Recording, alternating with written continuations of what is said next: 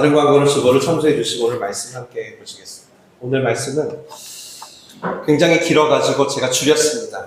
오늘 학생들이 같이 드린 예배니까 조금 줄여서 축약해서 읽고 나머지는 설교하면서 제가 같이 읽도록 할게요. 느부갓네살의 왕이 또다시 꿈을 꿨는데 그 꿈에 대한 이야기예요. 지난주에 그 풀무불에 들어갔다가 살아났잖아요. 그 이후의 이야기인데 우리 같이 한번 읽어볼게요. 4절부터 18절까지 돌아가면서 읽겠습니다. 제가 먼저 읽을게요. 나 느부갓네살이 내 집에서 편히 있으며 내 궁에서 평강할 때에 한 꿈을 꾸고 그로 말미암아 두려워하였으니 곧 내 신상에서 생각한 것과 머릿속으로 받은 환상으로 말미암아 범민하였으니 이러므로 내가 명령을 내려 바벨론의 모든 지혜자들을 내 앞으로 불러다가 그 꿈의 해석을 내게 알게 하라 하였더라. 그때 박수와 철갑과 술사와 전대기가 들어왔으므로 내가 그 꿈을 그들에게 말하였으나 그들이 그 해석을 내게 알려주지 못하였느니라. 그 후에 다니엘이 내 앞에 들어왔으니 그는 내 신의 이름을 따라 벨드사살이라 이름한 자요 그의 안에는 거룩한 신들의 영이 있는 자라. 내가 그에게 꿈을 말하여 이르되 박수장과 벨드사살아 내 안에는 거룩한 신들의 영이 어떤 은밀한 것이라도 내게는 어려울 것이 없느니라. 내 꿈에 본 환상의 해석을 내게 말하라. 내가 침상에서 나의 머릿속으로 받은 환상이 이러하니라.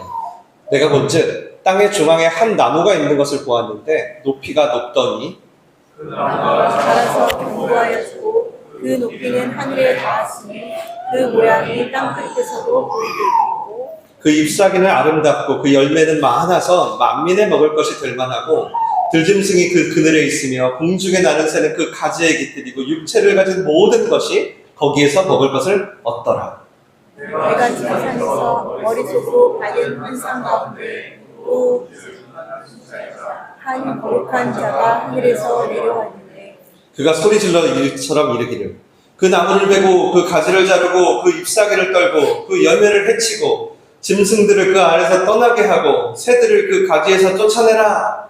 그러나 그 뿌리의 그루터기를 땅에 남겨두고 새와 들로 누이고 그것을 들풀 가운데에 두어라. 그것이 하늘 이슬에 젖고 땅의 풀 가운데서 짐승과 더불어 저 몫을 얻으리라. 또 그 마음은 변하여 사람의 마음 같지 아니하고 짐승의 마음을 받아 7대를 지내니라. 이는 순찰자들의 명령대로 거룩한 자들의 말대로이니 지극히 높으신 이가 사람의 나라를 다스리시며 자기의 뜻대로 그것을 누구에게 주시며 또 지극히 정한 자를 그 위에 세우시는 줄을 사람들이 알게 하려 합니다. 함께 읽겠습니다. 나 느부갓네살 왕이 이 꿈을 꾸었나니 너 벨드사살아 그 해석을 밝히 말하라. 내 나라 모든 지혜자가 능히 내게 그 해석을 알게 하지 못하였으나 오직 너는 능히 하리니 이는 거룩한 신들의 영이 내 안에 있음이라. 아멘. 위로의 그루터기라는 제목으로 오늘 하나님의 말씀을 나누겠습니다. 다니엘서를 왜 보게 되었냐면요. 지금부터 2600년 전에 쓰여진 글이거든요. 12장밖에 안 되는 아주 짧은 선지서인데요. 그 선지서를요, 예수님이 직접 지명을 하셨어요. 그래서 이 다니엘서를 너희가 꼭 이해하고 깨달으라고 하셨어요. 제가 마태복음에 가지고 왔는데. 예수님이 다니엘이 말한 바 그 시대를 향해 말한 것을 너희가 꼭 읽고 깨달으라 라는 것이죠. 마지막 때가 가까이 올수록 더더욱 깨달으라고 하신 거예요. 그래서 저희도 지금 시대가 마지막 때로 가는 시대이니까 한 번은 반드시 좀 깨닫고 알았으면 좋겠다. 그 책이. 벌써 4장까지 오게 됐는데 오늘은 여러분 읽으면서 저게 무슨 내용인가 싶으실 수 있어요. 제가 가능한 주님의 도움을 받아 쉽게 하도록 하겠습니다. 두 번째 느부갓네살의 꿈에 대한 이야기. 두 번째 꿈입니다.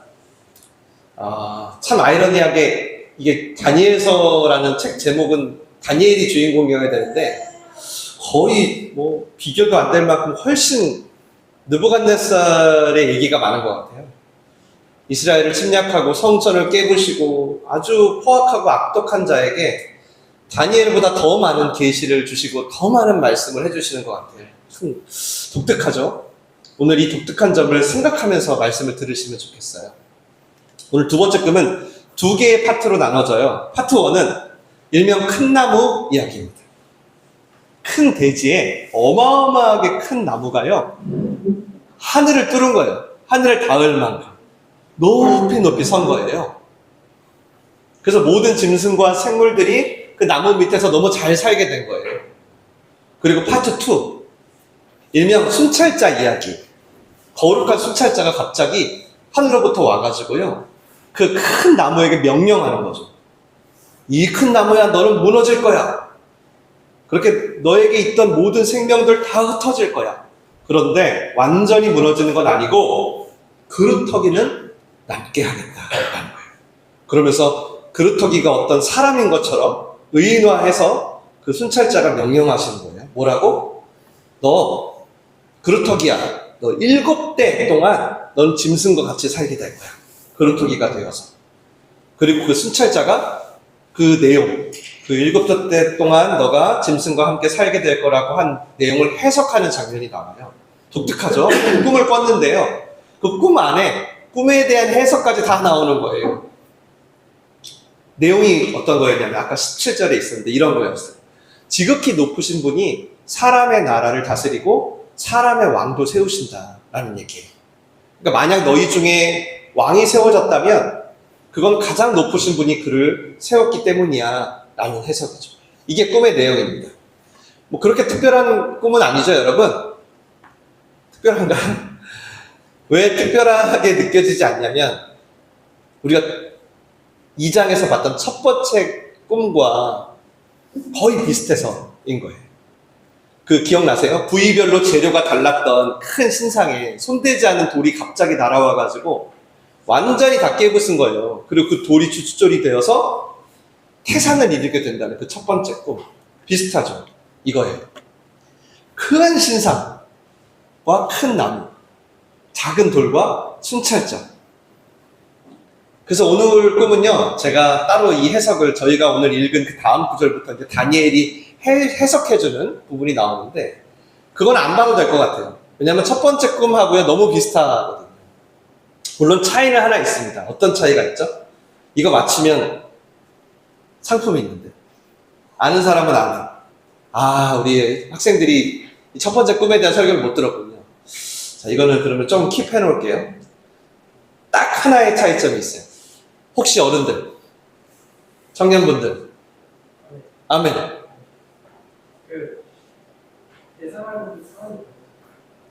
크게 안 들려요. 뭐라고요? 신상과 나무인데 네. 그걸 지칭하고 있는 대상이 다르다. 네, 죄송해요. 해석을 봅니다. 딱 하나 다르네. 이건 지금 다음 퀴즈로 넘어갈게요. 그러면 설명드리고, 첫 번째 꿈은요, 아예 이게 무슨 꿈인지도 기억을 못했어요. 그래서 내가 꾼 꿈부터 맞추라고 했잖아요. 도대체 그 꿈을 말해줘야 해석을 해주지, 말도 안 해놓고 꿈을 무조건 맞추라고. 니네 다 죽이겠다고. 맞죠?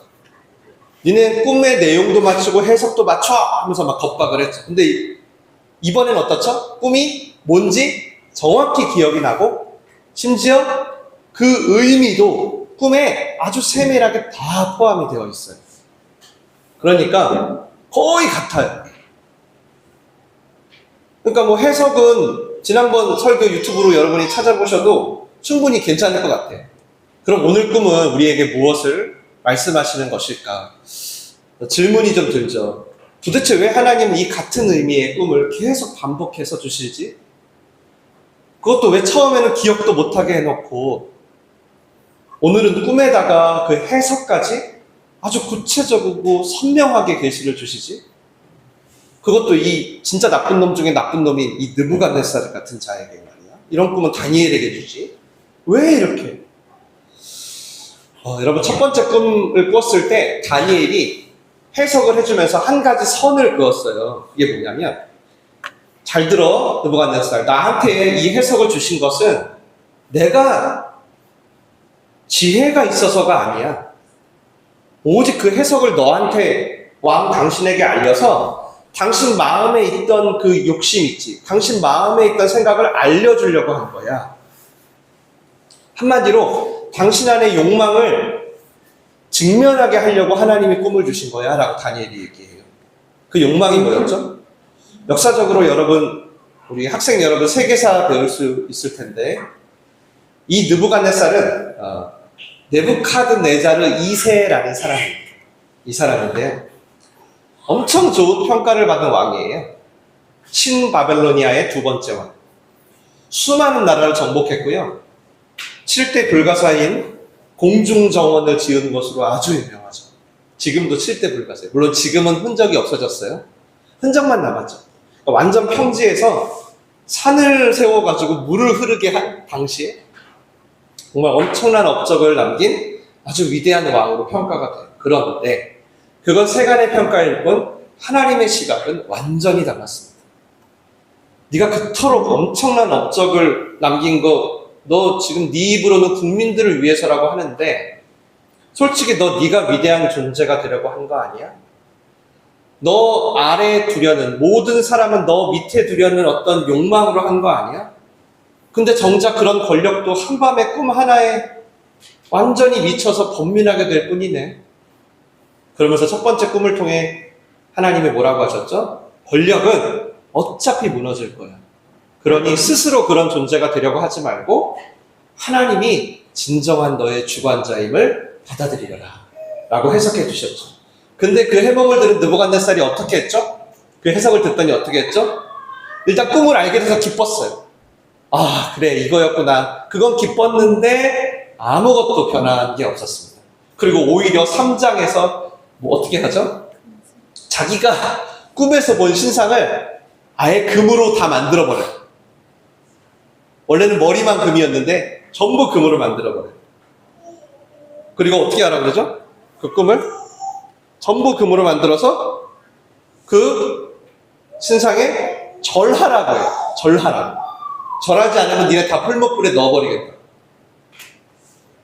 근데 이 뚜렷한 계시로 이렇게 확실한 하나님의 음성을 듣고도 내가 변화된 게 아니라 오히려 내 신념을 더 강화하는 수단으로 이제 활용을 한 거죠. 이런 방식이 일명 지금 계속 다니엘서 보면서 계속되고 있는, 그러니까 느부갓네살 증후군이라고 해요. 느부갓네살 증후군. 은혜를 받았는데 그 은혜를 잊어. 기적을 경험할 때는 막 하나님 감사합니다 찬양하는데 등 돌리면 하나님을 욕해요. 근데 어떤 일이 일어났죠? 이렇게 겁을 줬는데 다니엘의 세 친구가 절을 안 한 거예요. 근데 여러분, 이것도 계시예요. 느부갓네살한테. 어떤 계시일까요? 네가 아무리 권력을 갖고 모든 사람을 굴복시키려고 해도 반드시 너에게 절하지 않는 자들은 계속 있을 거야. 계속 있을 거야. 근데 그 계시를 보고도 회개를 한 게 아니라 오히려 어떻게 했죠? 지난주에 화를 냈죠. 그래서 불을 7배나 더 뜨겁게 하래요. 자기가 뜨겁게 할 만큼 최대한 뜨겁게 한 거예요. 다 죽여! 한 거죠. 그러다가 그 3명의 친구를 포박하는 그 신하마저 태워 죽어버리죠. 근데 거기서 뭘 봐요? 느부갓네살이? 아니, 쟤네는 3명을 보냈는데 왜 4명이 안에 있냐, 불 속에. 하면서 4번째, 하나님의 아들을 직접 목격합니다. 세상에. 아, 저는 이 정도 기적을 경험했으면 진짜 하나님께 순종할 만한데. 그러니까 어떻게 해요? 하나님을 찬양해요. 와, 하나님이 하신 일은 놀랍구나. 야, 풀무불 속에서도 하나님은 함께 하시는구나. 막 찬양해요. 그런데도 여전히 변한 건 없나요? 찬양은 했지만 여전히 그렇게 사는. 그래서 여러분, 오늘 또 두 번째 꿈을 주신 겁니다. 이 느부갓네살 증후군의 반복 때문에. 왜 비슷한 꿈을 계속 주시는지 이유가 간단하죠. 안 변하니까. 아무리 명확히 말해도 안 변하니까. 그래서 이번엔 더 구체적으로 꿈과 그 해석까지 주시는 거예요. 심지어 여러분 이때 사회는요, 바벨론에 사는 사람들 누구나 큰 나무, 어떤 나무의 꿈을 꾸잖아요. 그러면 그건 왕이야 라는 공통의 이해가 있었어요. 그러니까 느부갓네살도 당연히 알고 있었어요. 이게 내 얘기라는 거예요. 이게 내 얘기라는 거예요. 완전 상을 차려놓고 떠먹여주는데 그런데도 안 먹어요. 그러니까 점점 계시가 세밀해지는 거예요. 안 변하니까. 근데 오늘 이 두 번째 꿈을 오늘 듣고도 느부갓네살은 변했을까요? 안 변했을까요? 안 변하요. 그래서 28절 보시면 오늘 안 읽었던 부분이니까 같이 한번 읽어볼게요. 시작. 이 모든 일이 다 느부갓네살 왕에게 임하였느니라. 아까 말했던 꿈이 그대로 다 일어나게 됩니다. 심지어 29절 다음 줄을 보면 12달이 지난 뒤에, 그러니까 이 정도면 하나님이 바로 심판해도 될 것 같은데 하나님은 또 1년이라는 유예기간을 주세요. 이 상황에서까지. 그러니까 하나님은 정말 심판을 예고하지만 늘 유예기간을 두는 거예요. 왜? 우리 돌아오라. 우리 돌아오라. 근데도 반응을 하지 않으니까 결국 심판하시는 거죠. 그 사랑과 공의의 속성 때문에. 여러분, 이렇게 반복되고 이렇게 구체적으로 심지어 불 속에서 내가 집어넣은 사람들이 죽지 않고 하나님의 아들이 보호해주는 걸 봤음에도 왜 느부갓네살은 조금도 변하지 않을까요? 한번 신기하지 않으세요? 왜 안 변할까요? 난 이런 거 조금만 경험해도 나는 진짜 우리 가족들은 포함하고 누구든지 친구 누구한테든지 다 내가 막 전할 것 같은데 아니 이렇게 많은 걸 경험했는데 왜 안 변할까요? 제가 이번 주 생각해보다 그런 게 있는 것 같아요. 여러분, 우리가요 아무리 우리 내면의 욕심과 욕구를 숨기더라도 이게 결국은 뭐랄까요? 드러날 수밖에 없잖아요. 아무리 숨겨도 잠깐 정신줄을 놨을 때라든지 아니면 혼자 있을 때라든지 드러나잖아요. 그래서 오늘 이 말씀도 보니까 아까 우리 읽었는데 18절에 보면요. 제가 한번 읽어보드릴게요. 나 느부갓네살 왕이 이 꿈을 꾸어 너 벨드사사라. 벨드사사는 다니엘. 다니엘이라는 이름은 다니엘, 하나님이 나의 주관자이시다 라는 뜻이고요. 벨드사살은 벨이라는 바벨론의 신이 너의 주관자라는 뜻이에요. 그러니까 이름을 바꿔버린 거예요. 창씨 개명해버린 거예요. 그렇게 일부러 불러요. 벨드사사라. 그 해석을 말하라. 우리나라의 모든 사람은 다 못 맞췄는데 오직 너는 할 수 있다. 왜? 너 안에 거룩한 신들의 영이 있으니까. 일부러 복수로 말하죠. 너는 지금 바벨론의 신의 수하야. 그래, 너는 그래, 오케이. 너가 믿는 이스라엘 신도 오케이, 인정. 근데 너는 지금 바벨론의 신의 수하야. 그러니까 아무리 대단한 체험을 하고, 이게 무슨 뜻이냐면 아무리 내가 하나님을 찬양했어도 이런 거예요. 그는 하나님을 존중하긴 하지만 하나님이란 분이 자기의 유일하신 분은 아닌 거예요. 수많은 거룩한 신들 중에 하나였을 뿐인 거죠. 지금도 선교지에 가면 엄청 이런 일이 많이 있죠. 어느 부족 한 자매가 예수님을 영접한 거예요. 너무 기뻐가지고 선교사님이 진짜 너무 기뻐가지고 그 자매의 집에 방문했더니 세상에 이렇게 영접한 신이 벌써 12개째인 거예요. 12개째. 13개째, 예수님도 좋아요. 14개째도 소개해주세요. 그렇게 해몽을 들었어요. 그리고 1년까지 지났어요. 그리고 29절입니다. 같이 읽을게요. 시작. 12달이 지난 후에 내가 바벨론 왕궁에서 지붕에서 거닐세. 바벨론은 아까 공중 정원도 봤지만 완전한 평지예요. 그 평지에 세워진 바벨론이란 성에서도 가장 높은 곳에 위치한 게 어딜까요? 왕궁의 옥상인 거예요. 지금 거기에 혼자 가 있어요. 거긴 누구만 올라갈 수 있을까요? 오직 자기만 올라갈 수 있어요. 자기만 만민을 내다볼 수 있는 자리예요. 인간의 욕구가 그대로 반영된 자리. 거기서 뭐라고 하죠? 30절도 읽겠습니다. 시작. 나 왕이 말하여 이르되 이 큰 바벨론은 내가 능력과 건세로 건설하여 나의 도성으로 삼고 이것으로 내 위엄과 영광을 나타내는 것이 아니냐. 지금 이거예요. 혼자요. 아무도 보는 이 없을 때 옥상에 간 거예요. 그래가지고 여기서는 가면 쓸 필요도 없잖아요. 맞죠? 누군가 배려할 필요도 없잖아요. 있는 척 할 필요도 없잖아요. 그때 혼자 중얼중얼 거리는 거예요. 내가 짱이야. 역시 내가 해냈어.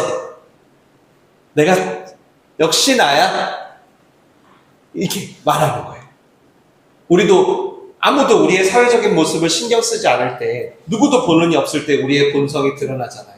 지금 느부갓네살의 신 중에 어떤 진실이 최고조에 이른 거예요. 아주 자아도취에 쩔어 있는 그 순간에 무슨 일이 일어나냐면 지연됐던 심판이 시작됩니다. 31절 시작. 이 말이 아직도 나 왕의 입에 있을 때 하늘에서 소리가 내려 이르되 느부갓네살 왕아 내게 말하노니 나라의 왕위가 내게서 떠났느니라. 내가 사람에게서 쫓겨나서 들짐승과 함께 살면서 소처럼 풀을 먹을 것이요 이와 같이 7대를 지내서 지극히 높으신 이가 사람의 나라를 다스리시며 자기의 뜻대로 그것을 누구에게든지 주시는 줄을 알기까지 이르리라. 드디어 꿈이 성취된 거예요. 짐승과 함께 산다는 건 미쳤다는 뜻입니다. 그 미침의 정도가 실제 요즘 우리의 시대는 어느 정도의 정신적인 병인지는 몰라요.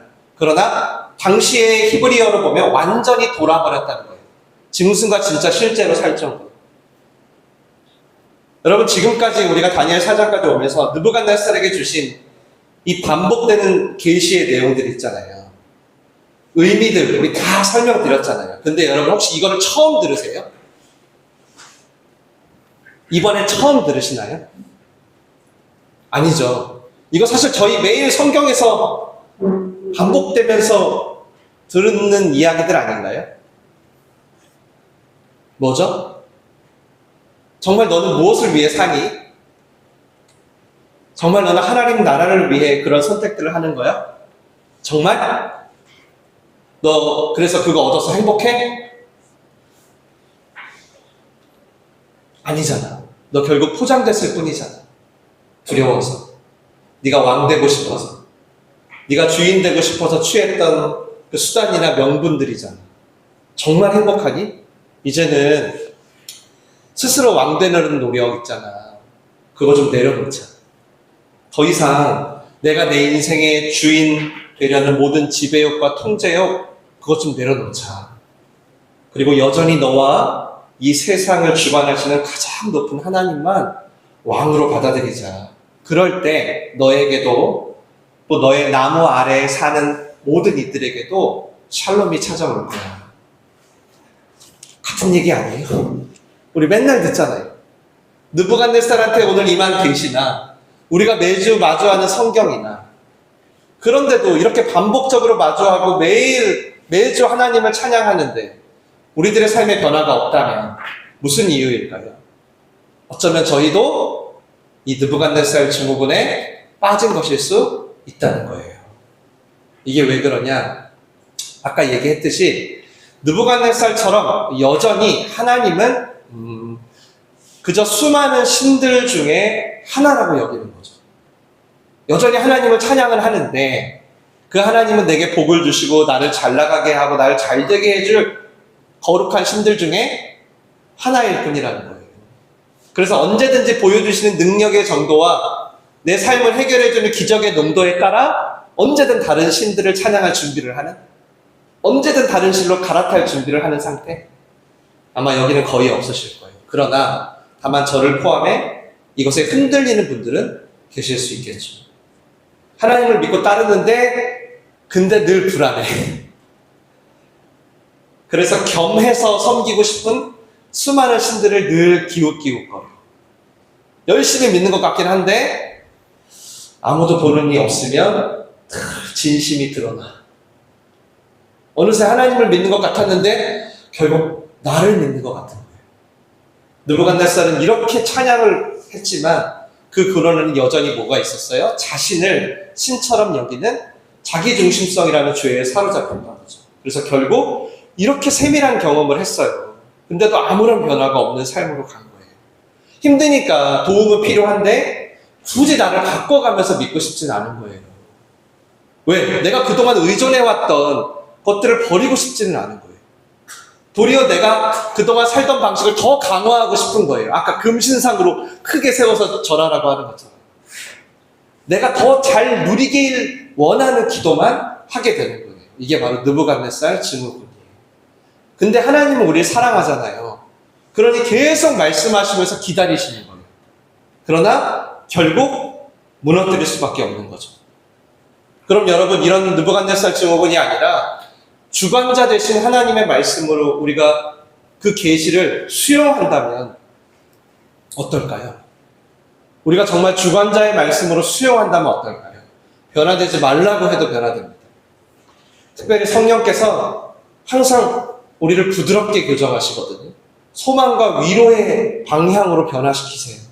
그 다니엘도 앞으로 우리가 계속 보겠지만 어떤 상황이든 간에 분노라기보다는 위로와 소망으로 받아들여요. 포로 생활을 하면 여러분 분노할 일이 한두 가지겠어요? 엄청 얼마나 매일 화가 나겠어요. 지금 포로로 잡혔는데. 근데 분노하지 않고 위로를 받는다는 게 무슨 뜻일까요? 무슨 얘기일까요? 나라 뺏기고 포로 생활하다 보면 누구나 분노해요. 여러분, 크리스찬은 더 분노해요. 왜? 하나님한테까지 분노하거든요. 도대체 왜 가만 계시냐고, 왜 저놈들 왜 심판 안 하냐고, 그래서 왜 우리 힘들게 하냐고. 근데 다니엘서는 명확하게 얘기하죠. 하나님은 단 한순간도 가만 계신 적 없어. 단 한순간도 너희 떠난 적 없어. 심지어 너희 풀목불 있을 때도.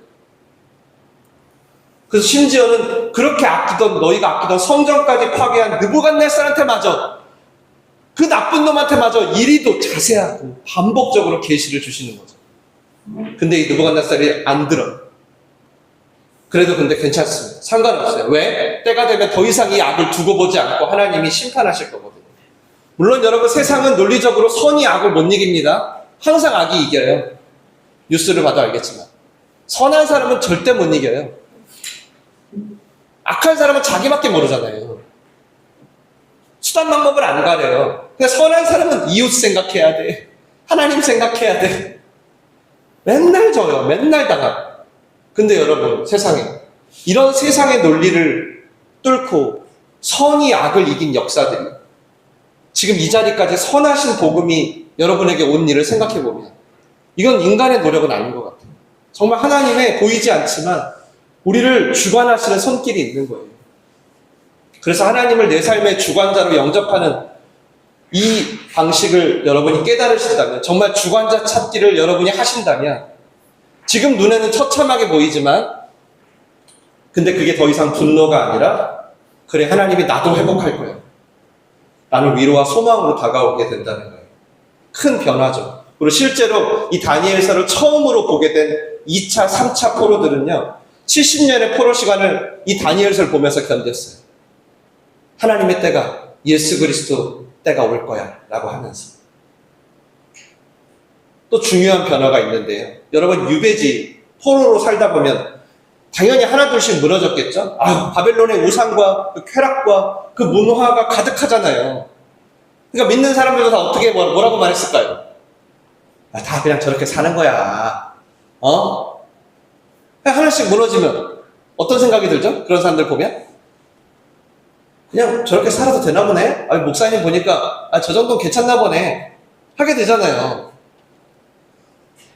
근데 그러다가 이 하나님의 말씀이, 주관자의 말씀이 나에게 진실로 다가오게 되면 어떻죠?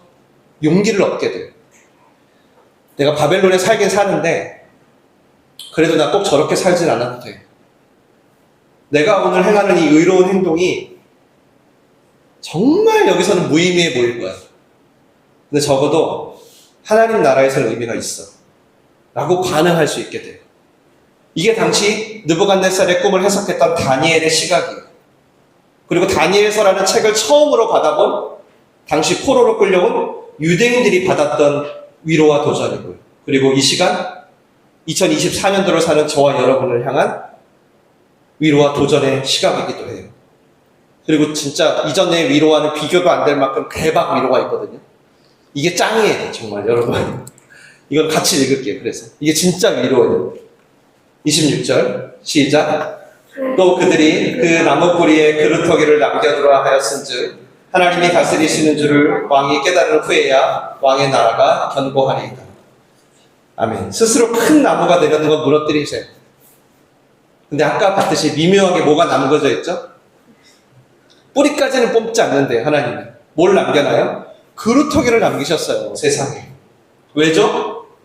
왜? 하나님이 이 세상을, 또 너의 인생을 주관하심을 깨닫게 하사 다시 그 깨달음 위에, 네가 진짜 나를 주관자로 영접하는 그 믿음 위에 내가 세워가려고. 저는 사실은요, 여러분, 혹시 그 말씀 아세요? 마태복음에 하나님은 악인과 의인의 밭에 똑같은 비와 해를 주신다. 전 이게 너무 싫었어요, 이 구절. 왜 저런 놈한테도 비를 주나? 확 벼락을 내려버려야 되는데. 근데 지금은 너무 위로가 돼요. 지금은. 제가 그 악인 중에 하나일 때가 너무 많거든요. 여러분, 우리가 유배지를 살다 보면, 바벨론 문화 속에서 살다 보면, 우리도 모르게 실수를 합니다. 때로는 하나님을 욕할 때도 있어요. 여러분은 아니신가 보네요. 저는 종종 이렇게 막 하늘을 향해 펀치도 날리고요. 멱살도 잡고 싶은데 보이지가 않으니까 막. 네, 강희야, 그렇게. 나도 이렇게 막 하는 거지, 이렇게. 돈과 쾌락을 나의 안정감으로 삼다 보면 나도 모르게 하나님을 이용해 먹죠. 하고 싶지 않은데도 막 그렇게 될 때가 있어요. 근데 여러분, 그루터기는 남기신답니다. 계속 우리한테 계시를 주는데, 말씀을 주는데, 그래도 우리가 끝까지 안 들어. 끝까지 안 들어. 그래도 그루터기는 남기신대요. 느부갓네살 증후군에 흔들리는 우리는 늘 분노하거나 넘어지는 게 일상이잖아요. 하나님을 목적으로 삼아서 그리 아니하실지라도 주님 따르겠습니다라고 고백하기보다는 어떻죠? 하나님이 주신 떡고물이 중요하죠. 네? 그게 목적이 될 때가 많잖아요. 그게 우리 현실이잖아요. 그런데 완전히 뿌리 뽑진 않고 그루터기는 남기신다는 거예요. 결코 여러분을 버리지 않는데요. 그리고 그 위에 다시 세워가시겠대요. 너무 큰 위로 아닌가요? 다니엘서는 그래서 여러분 계속 얘기해요. 포로된 백성들에게. 지금 다니엘서는 전부 포로된 상황입니다. 계속 얘기해요. 뭐라고 얘기해요? 하나님의 통치는 너희를 떠난 적이 없어. 여전히 온 세상과 너희를 주관하고 계셔. 이 말씀이 만약에 이 시간 우리에게 임한다면 우리도 어디서도 유혹에 넘어지지 않고 기꺼이 느부갓네살에게도 절하지 않을 수 있는 거죠. 말씀을 정리할게요. 여러분, 하나님이 영원히 우리와 함께 한다는 사실 있잖아요. 하나님이 풀무불 속에서도 돌보신다는 사실 있잖아요. 하나님이 유배지에서도 돌봐. 아무리 느부갓네살 증후군에 빠져. 그런데도 그루터기는 남긴다는 사실 있잖아요. 그 사실이 우리 눈에 아주 확정되게 하시려고 이 땅에 직접 예수님을 보내셨어요. 그것도 가장 낮은 곳으로. 느부갓네살은 가장 높은 곳에서 내려다보면서 하하 혼잣말로 막 중얼중얼거렸는데 예수님은 이 땅 가장 낮은 곳으로 보셔서 하늘을 보면서 선포하세요. 내가 영원히 함께 할 거라.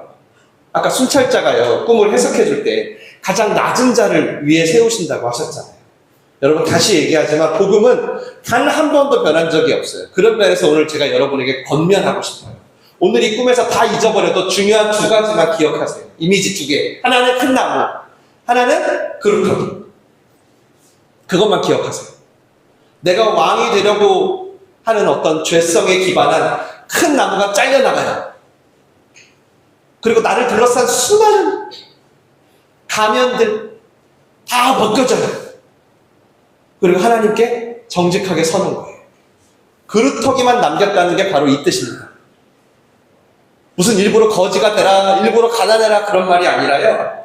정말 내가 주인 됐던 것들 다 내려놓고 민낯으로 진짜 주님 앞에 서라는 거예요. 그럼 그 위에 회복과 위로를 쌓으신대요. 어떡하실래요? 얼마나 축복이에요, 여러분. 내가 주인이 아니래요. 내가 내 인생에, 내 건강에, 내 성적에, 내 미래에, 내 돈에, 내 행복의 주관자가 아니래요. 얼마나 감사해요. 그래서 너 주인 아니야. 진짜 주인이 계셔. 그분이 예수야. 그걸 성경이 복음이라고 하잖아요. 복음. 그렇게 우리가 다시 복음 앞에 서서 큰 나무가 아닌 그루터기를 지나갈 때 우리에게 붙어있던 모든 증후군들이 떠나가는 거예요. 이제 느부갓네살 이야기는 여기서 끝납니다. 퇴장. 이제 더 이상 성경에 나오지 않아요. 근데 재밌는 마지막 구절이 있어요. 이거 같이 읽고 마칠게요. 시작. 그 기한이 참에 나 느부갓네살이 하늘을 우러러 보았더니 내 총명이 다시 내게로 돌아온지라. 여기까지만. 이게 무슨 말이에요? 이제 그 짐승과 사는 7대가 지났나 봐요. 그리고 하늘을 우러러 봤더니 내 정신이 돌아왔대요. 여러분 이 어순을 기억하세요. 정신이 돌아와서 하늘을 봤다가 아니라 뭐죠? 하늘을 우러러 봤더니 정신이 돌아왔다. 정신 차리기 원하십니까? 정신 차리는 방법입니다. 정신 차리는 방법. 드디어 그루터기가 되고 나서야 옥상 위에서 내려다보는 존재가 아니라 하늘을 올려다보게 된 거예요. 그랬더니 정신이 되돌아왔어요. 부디 자신을 낮추고 하늘을 바라보시길 바랍니다. 그러면 느부갓네살 증후군에서 벗어나서 본래 있던 하나님의 정신, 하나님을 주관자로 믿을 수 있는 정신을 되찾고 날마다 주관자가 주시는 변화와 위로를 경험할 수 있어요.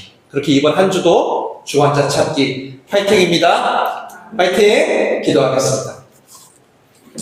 이 시간 말씀을 생각하며 같이 기도할게요. 여러분 하나님이 우리와 끝까지 동행하실 거라는 그 가장 확실한 확증이 바로 예수 그리스도입니다. 느부갓네살의 꿈도 다니엘의 해석도 다 그거를 말하는 거예요. 이 시간 그 예수님을 나의 주관자로 고백하는 기도를 하고 싶어요. 이미 하신 분도 다시 해볼까요? 이미 한 분도 다시 하세요. 그리고 이 고백을 붙들고 유배 생활과 같은 여러분 내일부터 살아가야 할 그 삶에서의 압박, 때로는 풀무불 같은 삶에서의 고난 속에서도 그루터기처럼 우리의 주관자를 찾고 바라보기 원한다. 그렇게 모든 증후군을 이기고 내 정신을 하나님이 창조한 그 모습으로 되찾고 싶다. 다 함께 한 1분만 같이 기도할까요? 기도하겠습니다. 살아계신 하나님 감사합니다. 오늘도 우리의